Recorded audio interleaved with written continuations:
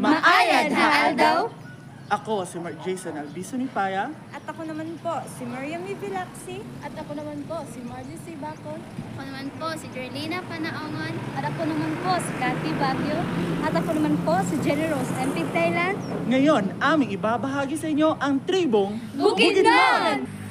Hi everyone! Maayad haal daw. Ako si Mark Jason Albiso ni Paya. Ngayon, aking ibabahagi sa inyo ang tribong Bukidnon. Alam niyo ba na ang Bukidnon ay binubuo ng 20 lungsod at 2 syudad? Alam niyo ba kung anong ibig sabihin ng salitang Bukidnon? Bukidnon, bukid or bundok or mountain. Non is people. Ang ibig sabihin nun, mga taong nakatira sa bundok. Ngayon naman, aalamin natin kung ano talaga ang kanilang pinagkukunang yaman o ang kanilang hanap buhay na ibabahagi ni Cathy Baguio. So ngayon, aking ibabahagi sa inyo ang pinagkunang yaman ng tribong Bukidnon. Una is ang pagtatanim ng palay.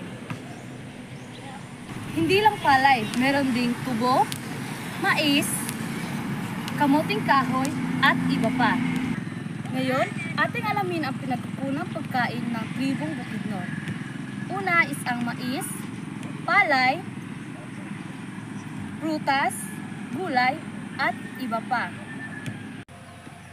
So ngayon, dumako tayo sa tradisyonal na bahay ng tribong Bukidnon dito sa probinsya ng Bukidnon. Tinatawag na bayay o baloy, kaya sa atin ay bahay kubo. Sa ngayon, aking ibabahagi ang kasuotan ng taga Bukidnon. Noon, ang kanilang kasuotan ay ginagawa sa lokal na materials tulad ng higaonon, manubo at talaanding.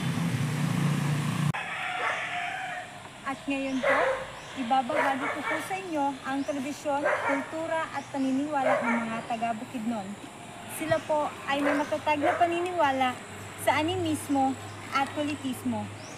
Maayad haal daw. Ngayon naman ating alamin ang wika ng tribong Bukidnon na tinatawag na Binukid.